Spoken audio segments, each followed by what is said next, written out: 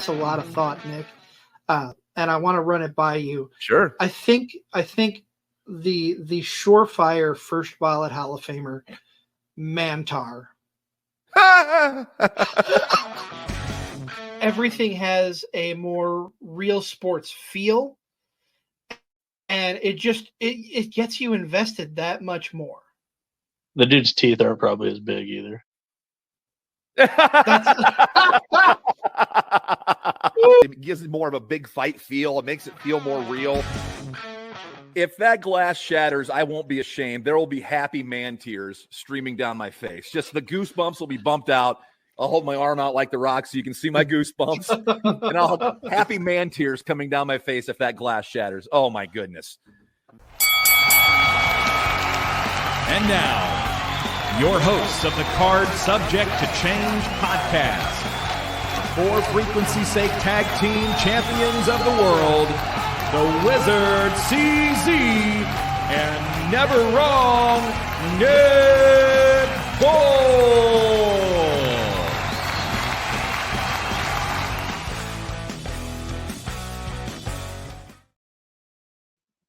Hello, all. Welcome to another exciting edition of the Card Subject to Change podcast. We're so happy you're here to join us.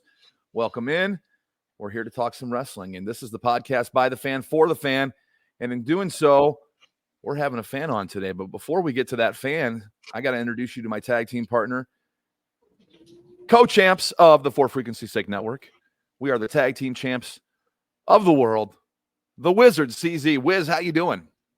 Hey, I'm feeling pretty good. It's a beautiful day. I've got the curtains open, the window open. I'm enjoying what I can while I'm inside doing the podcast from the Wizard Studios. I know you're out in the Highview Studios, so you're out actually enjoying the weather. I'll get out later, but yeah, like you said, podcast by the fans for the fans, and we've got a fan with us today here to talk about his life in wrestling. Let's welcome in Stryker. Stryker, welcome to the show. How you doing, buddy? Well, thank you for having me. Stryker, how are you?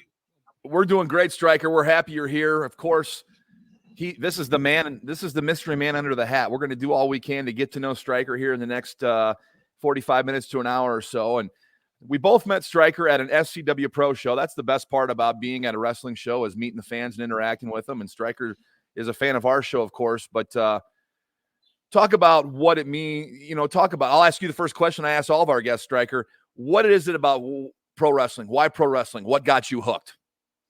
Man, I think it was since probably the beginning. Probably the first time I've watched it, I was hooked right away. What was that first show? What do you remember being the first incarnation of wrestling that you watched? It was probably at my great grandma's. One night, my one of my cousins said, "Hey, can I watch this wrestling show?" And I'm like, "Okay, sure, whatever." I didn't know anything about it, but then once it turned on, I was like, "Wow!" I was just hooked right away. Seeing what hooked you? I think it was with the storytelling and the action. All right. So talk Obviously, about storytelling. Go ahead, Nick. Storytelling's a big part of wrestling, and action's a big part of wrestling. We met you at an SCWPro show, and I know you've been going to them long before we met you, and you've going to us long before after you. Why do when you go to an SCWPro show or an indie show for that matter, what are you going for? What's the one thing you're looking for, or the one thing you're hoping to see while you're there? Well, I just love being with people that enjoy the same thing I do. Just enjoying the show and talking to the guys after a show or even halftime. Absolutely. Sure. Who do you gravitate towards? Who are some of your favorites? If you could name like a specific wrestler that got you hooked or a specific match, talk about that. What person got you tuned in, and why was it? Are you saying for SCW or just in general? Both. Well, I would say in the beginning it was Triple H. he's always been that guy. Like, I can watch his entrance or listen to him on the mic day in, day out. And then for SCW wise, our good buddy, JT Energy, he just spoke to me right away as a gimmick and just as a wrestler. Now, I understand that probably says I'm a Paul Heyman shirt. Is it safe to say you're a Paul Levesque guy too? Well, of course. We'll talk about what Paul Levesque is doing now in WWE. He's kind of righted the ship. There's new management. There seems to be a new breath of fresh air, a new era of sorts on our hands. What were your thoughts on WrestleMania? Either night, matches that you took away from it that you were impressed with. What were just your overall thoughts? Oh, it was fantastic start from finish, unless we're talking about the USO match. And we won't talk about the USO match. No. What stuck out for you on night one, Stryker? I would honestly say either the main event or that ladder match. That ladder match was a lot of fun. Were you happy with who came out winning the ladder match? Were there other teams that you were rooting for? Any surprised by either of the winners? I would say that I'm just happy that they're finally splitting the titles and not keeping one team having each belt. I agree. What caught your eye on night two? What's your favorite match coming off of night two of WrestleMania? I would have to say the main event. It was a great match. Yeah. It's very hard to get two nights where you have two main events with so many moving parts in both those matches, and they hit a home run in both match. They told a great story in both match. You mentioned you like storytelling. They told a great story. Rock told a great story on Saturday night. Yes. People can knock him. People can call him Hollywood Rock, but for a 52-year-old entertainer, he was amazing out there. He told a great story. And then in the Bloodline Rules main event, obviously with Roman and Cody, a lot of moving parts. And everybody just knocked it out of the park. And I rewatched it for the third time the other night, and it's still is perfection to me. I don't know how anybody can rip that match apart. To me, it did everything it was supposed to do. It dotted every I, it crossed every T. And I'm really looking forward to what Cody has in store for his reign. I guess I'm going to ask you about Cody now as the new champion, this breath of fresh air of sorts in the WWE.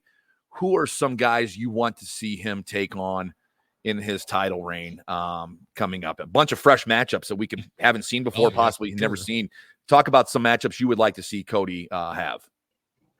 Honestly, I would love to see like him and AJ Styles go at it. Yeah, sign me up. We ever had a one-on-one. I don't know if they have. You know, they've got that Bullet Club relationship in common. But yes, AJ Styles doesn't have bad matches at all. And him and Cody Rhodes, I think, would be phenomenal. No pun intended. And correct me if I'm wrong, Cody and AJ are the only two active wrestlers, 2 of 4, who have held both the NWA and the WWE Championship. Yeah, I think you're right. They are. Yep, very good. Besides AJ Styles, who are you looking for? Who are you looking for Cody to take on? Well, I don't know if they're gonna push it like immediately, but I like to see Tamayo Toga and Cody. Yeah. And yeah, that'd be a hell of a match.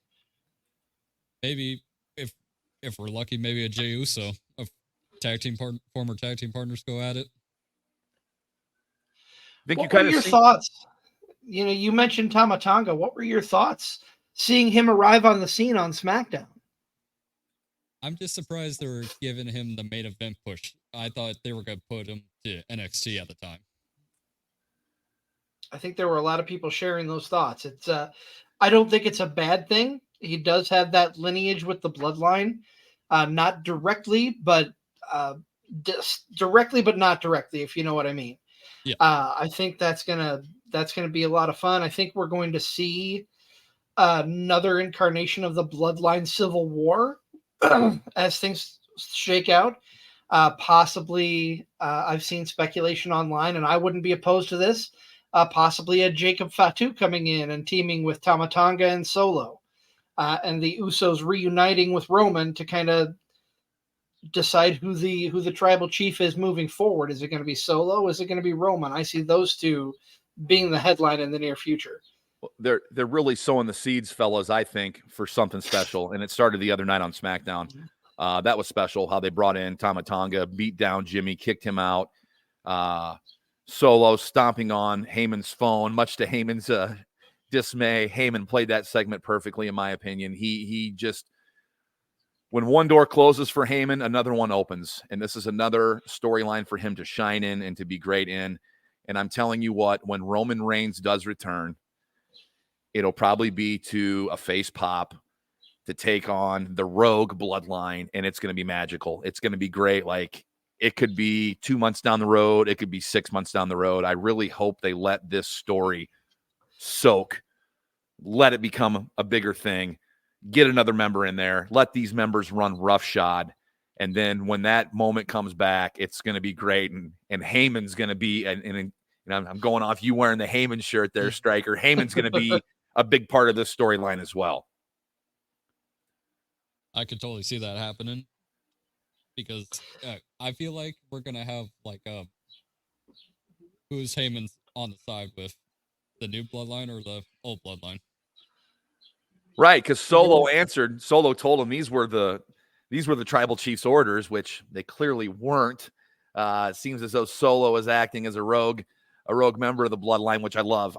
Finally, they have something for Solo other than standing there and looking like the badass that he is. He's finally getting some mic time. He's finally going to get some spotlight, which I think is going to be big for his character development, big for his growth in the ring. I'm really looking forward to that. But this new bloodline thing it's not only the great unknown is we don't know who Cody's going to face yet at Backlash and who his future opponents are going to be. Like, who's Cody going to face at SummerSlam? I couldn't even tell you right now, and that's great. We don't know. It's great that we don't have an idea. But this new bloodline thing, I think, is going to be something special. It's going to, where the bloodline ended, this one's going to take it and go to the next level. And I'm anxious to see and excited to see where it goes. Yes. Stryker, let me backtrack a little bit here. I want to ask you the same question I ask anyone who tells me they're a Paul Levesque or Triple H guy. Which is his best entrance music, and why is it the King of Kings? No, it's not. Well, I would say the early 2000s one. From God, what was the song? The You Want Some Song? Okay.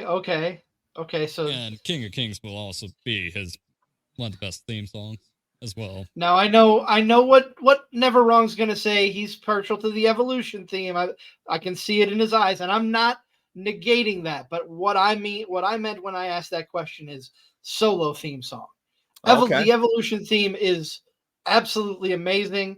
You know, Motorhead doing 3 of his entrance themes in one incarnation or another of Triple H is fantastic. But as far as Solo entrance themes goes, I will always advocate for him coming out to King of Kings as opposed to the game. Yeah, I totally agree with that because it seems like it fits him more. I agree. I mean, you can't come out on a throne with a skull crown. And I mean, it would have just been if he had come out to the King of Kings on that night. Was that WrestleMania 30, I believe, if my memory is correct? I would have been ecstatic. That would have been just so fitting and so perfect. We were talking about WrestleMania. I want to ask your opinion on the other side of the coin. We had Drew versus Seth. Obviously, Drew came away with the win, but did not walk out of WrestleMania with the title. What are your thoughts on Damian Priest? I'm really curious what they're going to be doing with him because there's no storyline as of right now. But I'm just curious on what's next for him. Yeah, all this time with. Oh, go ahead, Stryker. Because I originally thought on the Raw after Mania, I thought the Judgment Day was going to turn on him because he wore a completely different outfit of like different color than everybody else, and how he had his own separate entrance and new theme song. With That's right. Damian Priest, we get these fresh matchups, right? We don't know. Oh, We don't know where he's going to lead. He's been in a tag team with Finn Balor. They've done a great job of defending both of the sets of the tag titles. They lost them at the WrestleMania ladder match. But Damian never really been feuding with anybody except maybe R-Truth on the side. Maybe R-Truth is the first one in line for the title shot. No, we find out Jey Uso is the number one contender now. And Jey Uso, to me, is the right guy to put in there with Damian right now. Jey Uso can work. He's definitely got the crowd on his side. He's a big-time face. My son walking through the studio here does the Jey Uso for me while we're on the air. He's a big-time face that can work, and he's going to work well with Damian Priest. And Damian Priest is a good worker, too. Damian Priest won this world title when he was working with Bad Bunny. They seen what he was able to do with a big-time celebrity. He protected him. He made him look like $1 million. Everybody loved that match. The crowd loved that match. I think that night they knew that Damian Priest was a future world champion. That's why they gave him the Money in the Bank. I'm glad to see him finally cash it in. I love how he cashed it in with CM Punk's involvement, because in my opinion, CM Punk and Drew doesn't need the belt for their feud. It's got enough emotion and pettiness and trash talk between the two of them to work on its own. But Damian Priest and Jey Uso, I'm really interested in seeing this fresh matchup.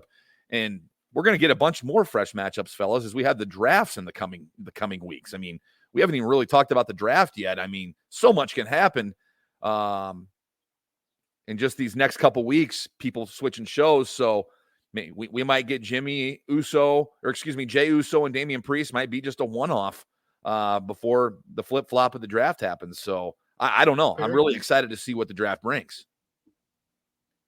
well, I was going to say For sure. something about that for the draft is I feel like they're going to draft Damian to Raw and then the rest of Judgment Day to SmackDown.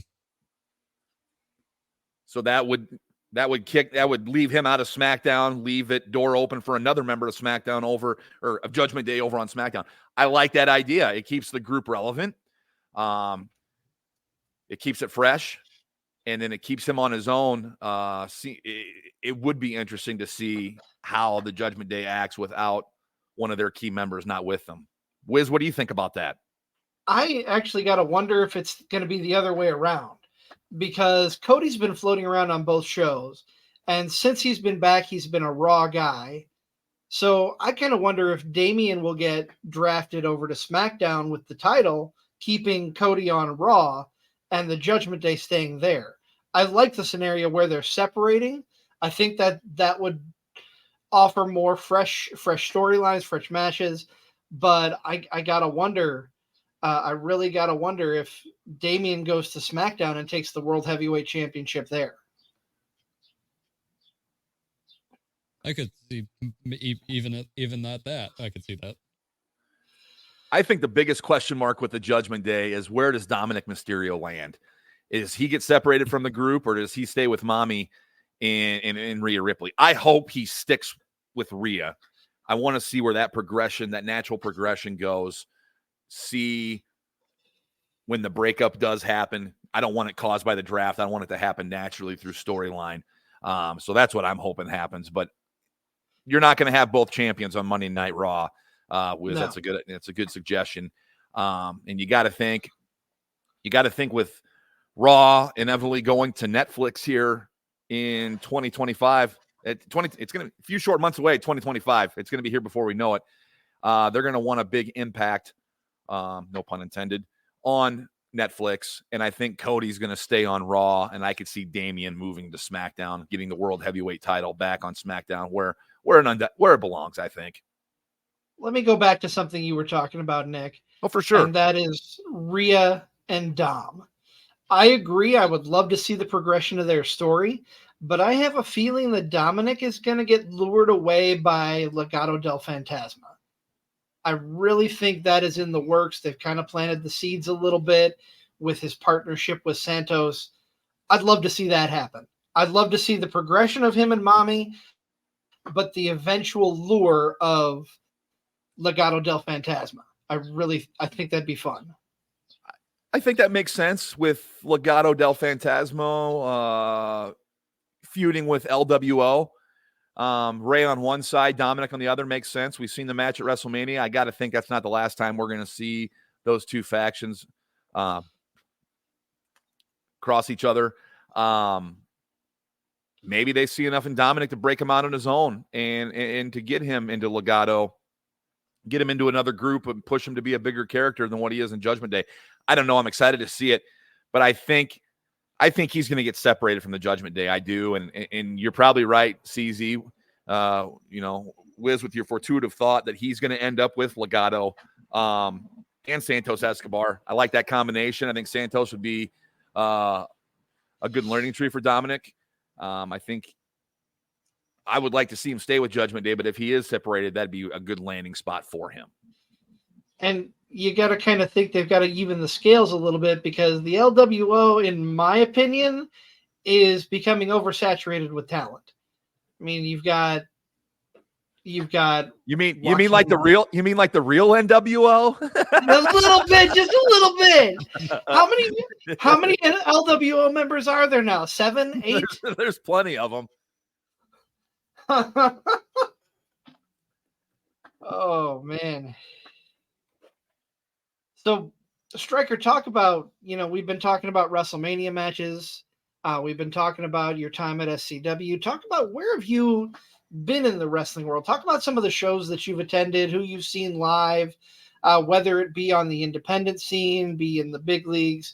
Where have you gravitated towards? Where have you been in your wrestling journey? Man, it feels like I've been everywhere. I've been to Survivor Series, a few NXT takeovers from all over the country, Chicago, Phoenix, Royal Rumble. And recently, well, not really recent, but a little while ago, Dreamwave for the first time. Dreamwave's fantastic. He was at the Bret Hart show. I remember seeing Stryker at the Dreamwave Bret Hart show. That was a fun show, wasn't it? Oh, man. I'd love to go back to one of those shows one of these days, because that was definitely one of the show I'll never forget. I love Dreamwave. I'll give a shout out to our friend DB, one of the ring announcers for Dreamwave, and also the ring announcer for Iron Spirit Pro. He's really who got, other than Nick, he was a catalyst to me being a big fan of Dreamwave, just from his friendliness and hospitality towards Nick and I. But Dreamwave's hard to get to. Dreamwave, I don't want to criticize them because they have a great product. But if I were to make one critique, it would be that it's time to move to a bigger building, because the Knights of Columbus sells out in seconds, in a heartbeat. It does. It's a great venue. That venue is magical. If you've been to a Dreamwave show and been able to get to the Knights of Columbus, there's just something about that building. But they've got about as many fans in there as they can get, and it would be kind of cool to see them get to a bigger venue. But that, I understand why they don't. At Knights of Columbus, it gives them that down-home indie feeling. Yes. Getting big names in there. Stryker, you met Bret Hart. I met Bret Hart. I've seen El Hijo del Vikingo up there. I'm trying to think who else. Shane Douglas, Raven, Tommy Dreamer, Ted DiBiase. Ted DiBiase. I had to give you that reminder. Nasty Boys. Just a slew of big-time names. Nick Aldis was there about a year ago. Alexander Hammerstone. Just names that I've run into up there. And for ticket prices are pretty reasonable for them. It's just a little over an hour away. If you're ever, I'll sit here and shout from the mountaintops and tout them. If you ever get a chance to go to a Dreamwave show at the Knights of Columbus show, they sell out quick. But if you can grab tickets, get there and go to them. It's a fantastic venue and show. Talk about that venue, Stryker. You know what I mean. It's small, intimate, but it's great. Oh, it is. And when when we were driving there, I was like, where is it again? And I saw this building. I was like, there's no way that this is this building.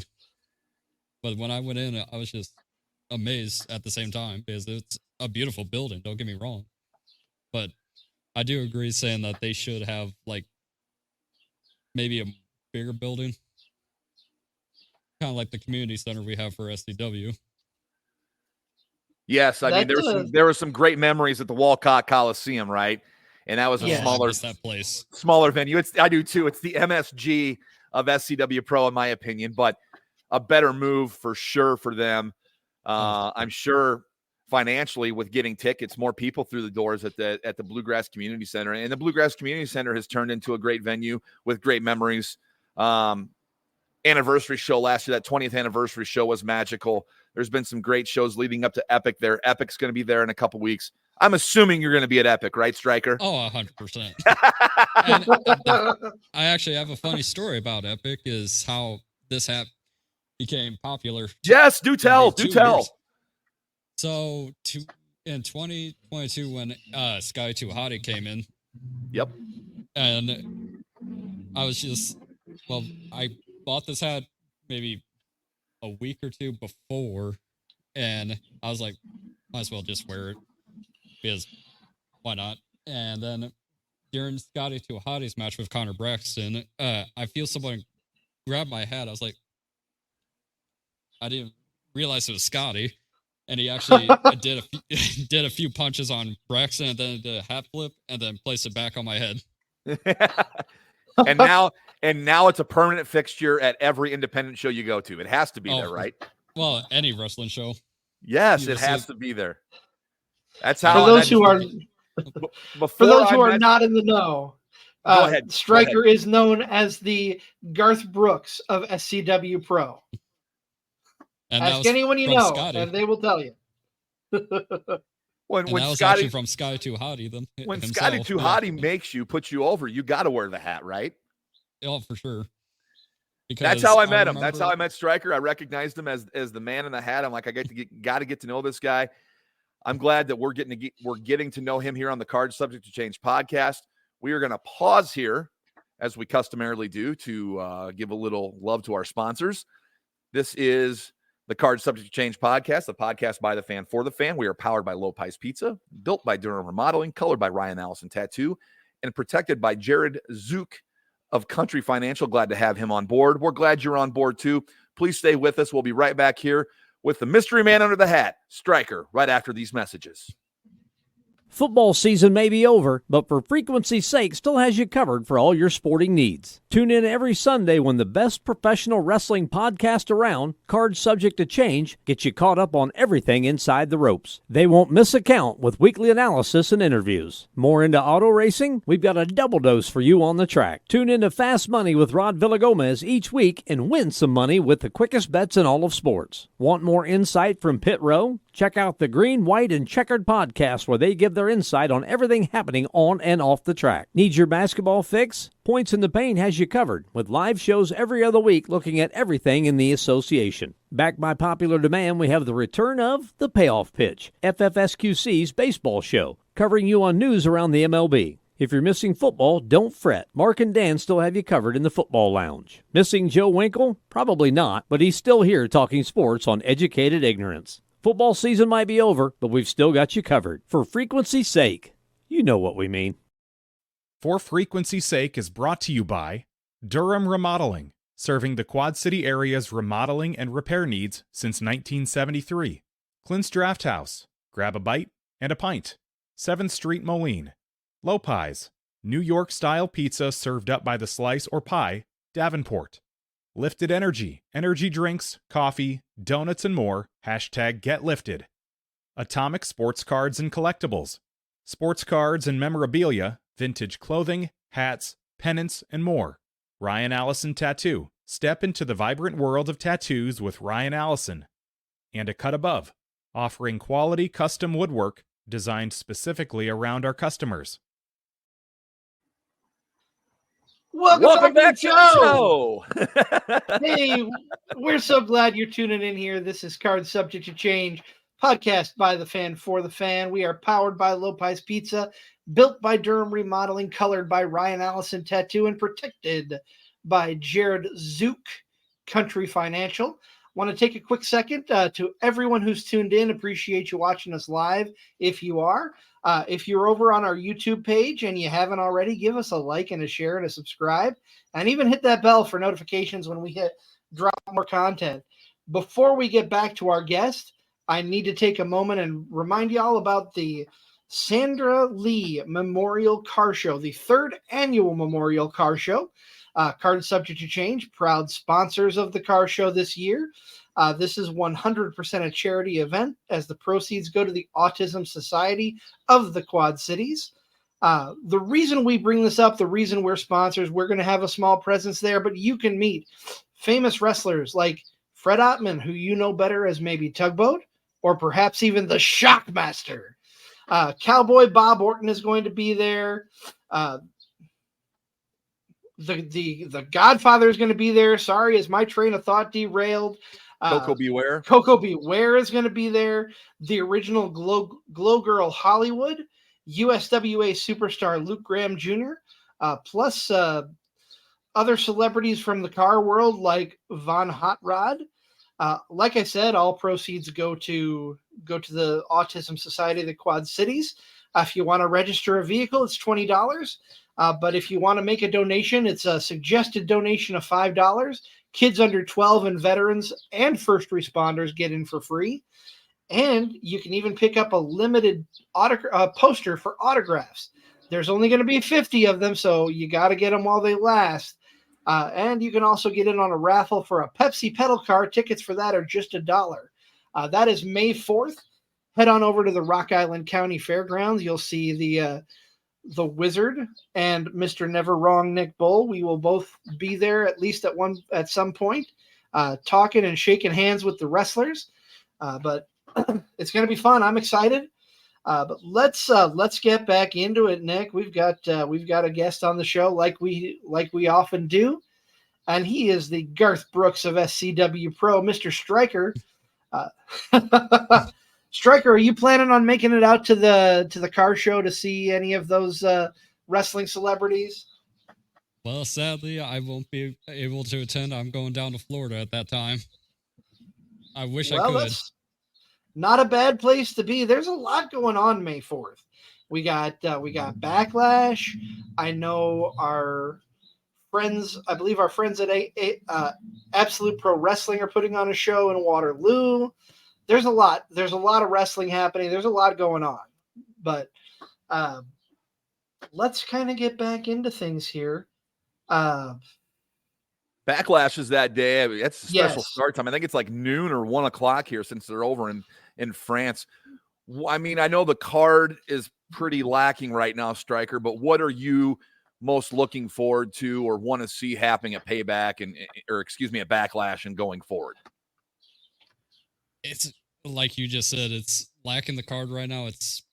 There's not much storyline right now. So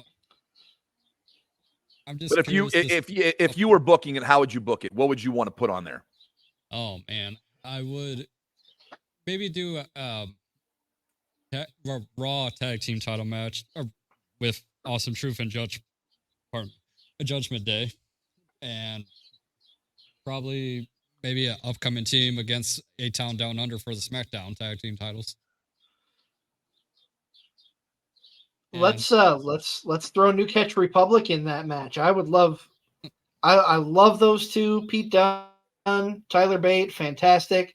The our friend Joe Winkle, he had to do a spit take when I told him the name of one of their signature moves was the Burning Hammer. It's a double burning hammer. That's I love that. I love that move. I love that move. I love that name. I'm wondering who makes the card and who doesn't, because WrestleMania was 2 nights and it was jam-packed full of great storylines, great matches, great superstars. And here you have Backlash. Not everybody's going to make it. Not everybody's going to be on that card. And there's a lot of interesting stories to tell. So somebody's going to get left off. I don't know. I would like to see most or all the titles defended at Backlash. I know it's not possible. I know it's not a Night of Champions format, but man, I would really like to see all the titles defended at Backlash. I think the biggest title that we're not going to see defended at Backlash, I'm going to go out on a limb. I'm going to say that Logan Paul is not going to be there defending the U.S. title. Okay. That's just my gut feeling.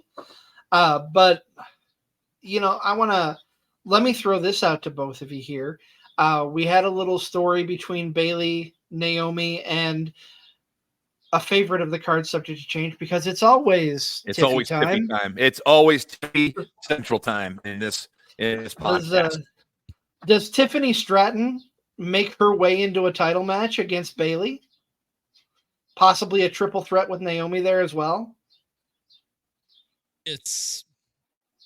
I'd rather just have a Bailey versus Tiffany, to be honest.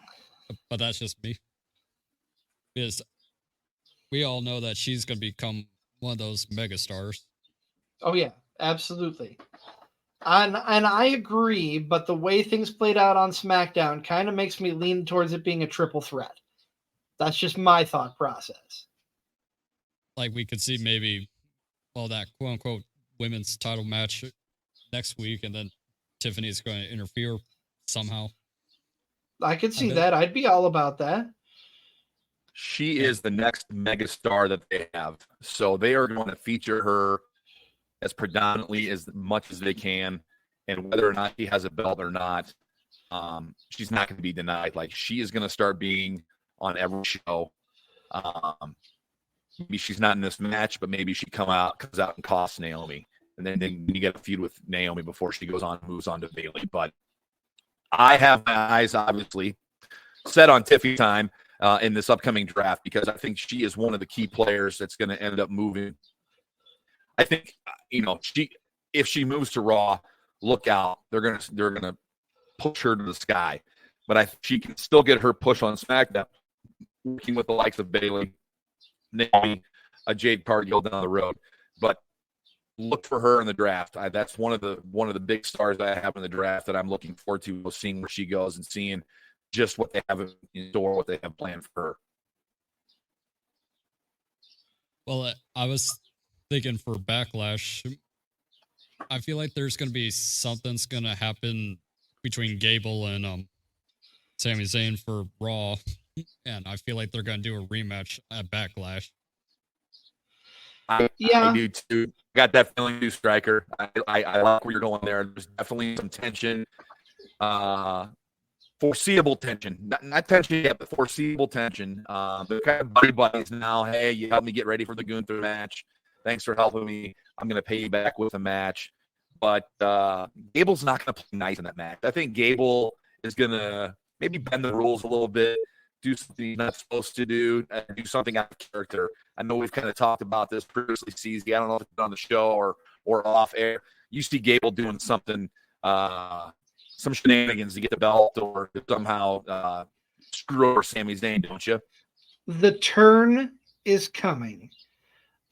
With the whole shush and the thank you getting as over as it is, and Chad not being in the match at WrestleMania, which many of us and probably his character, probably Chad Gable, feeling the same way, should have been the Intercontinental match, is Gable versus Gunther. But I think that we are going to see a very dastardly turn from Chad Gable in the near future. It's going to happen, and when it does, it's going to be brutal. Sammy is going to get the snot kicked out of him. And I could totally see that happening as well. Speaking of the... No, go ahead. Because I would totally love to see a Gable heel turn and see what's next for him. I agree. Speaking of what's next for people, though, where does Gunther fit in? Does he come back to challenge Sammy again for the Intercontinental, or is he moving up in the world? Are we going to see him challenging Priest or possibly Jey Uso coming out of that title match? I feel like it's his time. It is his time to move up to the big top now. Without a doubt. I mean, don't get me wrong. His Intercontinental title reign was one of the title reigns we'll talk about far in the future. But I think it's his time to become world champion. I agree, and I know Nick agrees. You don't finish second in the Royal Rumble 2 years in a row. You don't have the longest intercontinental reign ever. You don't got something bigger planned for you. And I'm excited as a Gunther fan. I love the guy. I cannot wait to see what happens. I can't wait to see where the draft takes him and who's next to challenge him. We're going to get some fresh matchups, and that's what's great about the draft. Whatever show you end up on, we're going to get some fresh matchups, and it's just going to be a better product all around. And with these overseas shows that I feel that they're doing, they want to put bigger WrestleMania-esque type cards together for these shows. So we're going to get the best possible matchups we can. It's exciting, and it's draft kicking off here next week. It's really going to start getting that plan put into motion. Yes. And with that draft, we're gonna see where titles are gonna land. Perhaps some titles switch places, like I suggested. Priest going over to SmackDown with the World Heavyweight. I think they're gonna keep Cody on Raw with the WWE Championship. I really do. That seems to be his show. That's where he shines the most, in my opinion. Do we see? Right now, they've got the belts kind of together, if you know what I mean, like the women's world champion, the women's WWE, they're on the same show. Do we see them kind of mix and match? And I could see my other question for you gentlemen, and Nick, you being the belt connoisseur, is it time that we got some new belts for the tag team champions? Yes, I would love to see new tag team belts. If they want to still give them the red and blue from different brands, I understand that. You could work that into the actual title plates themselves. I think these tag belts are a bit generic, in my opinion. Yes. There's no gold on them. They're not gold. They're silver. You know, you don't. When you're cutting a promo, you're not. I'm coming after the silver. You're coming after the gold. You got to have gold on the championship. I love the look of the WWE Heavyweight Championship, both the men's and the women's. I can live with, the heavyweight. I'm talking about. I love the heavyweight design. It's grown on me. The WWE is kind of plain, but I can live with it. It's got gold on it, but the tag belts, come on. You got to have gold on it. And this is a great time. They've split them. They can now make them both unique to their shows and have them look a little bit different, in my opinion. But now it's time to throw some gold on the belts and give the tag team division some gold to go after. Right, Stryker? Oh, 100%. And correct me if I'm wrong. I don't know if any of you listened to Pat McAfee, but Cody wanted to bring back that Wind Eagle belt. Yep. Like a new design of it. What do you think about that? Are you fine with that? Oh, 100%. Or even one I have behind me from the Attitude Era. Yeah. Because that belt will always be my favorite design of any era of professional wrestling. I love the Attitude Era Eagle. If they could somehow, I know everybody likes the Winged Eagle from the 80s and early in mid 90s. If they could somehow get that design with a new WWE logo, I think it would be people rush out by it. They'd go out and get it. It'd be a quick seller. It would look good. New regime, new era. Throw it on Cody. Give him a new belt. I totally agree with you. Yeah, and I think going back to the tag, give Cody a new belt. Going back to the tag teams, let's get away from calling them the Raw and the SmackDown championships. Let's go back to something like the WWE tag team and the World Tag Team, like they've done with the main titles. That's just me. Yeah, I think it's way overdue that they should have a new design because we've had those belts. How long now? Oh, geez. The blue. You're talking the blue and the red? Oh, yeah. Man. Too long. Yep. Too long. It's got to be 6-7 years, if not more. If not more, yeah. Yeah, it's time. The copper. They kind of had the bronze. No, we're not going to Spartan helmet design ones, and then they switched to these. But yeah, it's been a good number of years. It's time for a change, and it'd be a welcome change. I think a lot of people want to see that change with the tag belts. Can I quote a favorite of mine from his heel era and just say, enough is enough and it's time for a change. You got to be wrapped in caution tape to do that. Okay, I'll make that happen next time. Stryker, I think the next time we'll see you will probably be SCWPro Epic. What are you looking to most on that show? It's shaping up to be a pretty good card. Oh, clearly the Cornboy versus Manders, because that first match was one of my matches of the year. Yes. It might be the SCWPro match of the year so far. That first matchup with Cornboy and Manders out at the Bluegrass Community Center. You know both guys are going to want to bring it. Lights a little brighter for Epic. So you're right. I like that you mentioned that. I'm excited for that matchup. I'm really looking forward to it because I think those guys are going to make better on what they did before. I agree. I'm excited. That's probably going to be my low-key match of the night. I'm sure that Devil Dog and Mason Beck is going to be super hard-hitting and a fun match, but Manders and Cornboy are going to knock it out of the park. I think that's the match to watch. No offense to our friend the Devil Dog, who we love. We love Manders too, but yeah, I'm excited. A couple weeks away from Epic, but Stryker, while we have you here, any closing thoughts? Anything you want to wrap up with tonight? Well, the thing is about me, I could just talk about wrestling for hours. We can too. We're the same way. It's we've said it before. It sounds cliche. It sounds tacky, but wrestling is a big family. You go to a live 100%. Show, you meet new people. That's how we met you. We always interact with you on shows, and you interact on here. We love that. Just always love meeting and seeing familiar faces, new faces. Wrestling is the great uniter, and I think that we all three agree with that. Wrestling's a big family, and that's kind of what's brought us together. And glad we could all meet up and talk about wrestling on this show. And that's what I tell people all the time with professional wrestling. If it wasn't for that, who knows if we would have known each other. Right. Exactly. I think deep down inside, too, there's a lot more pro wrestling fans out there. They just don't want to admit it. It's kind of taboo. It's got a bad stigma around it, but it's great. It's great entertainment, and numbers don't lie. I mean, you see the people that fill up the Bluegrass Community Center. That place will undoubtedly be full for Epic. I can't wait. I can't wait for the show, and can't wait to see you there at the show.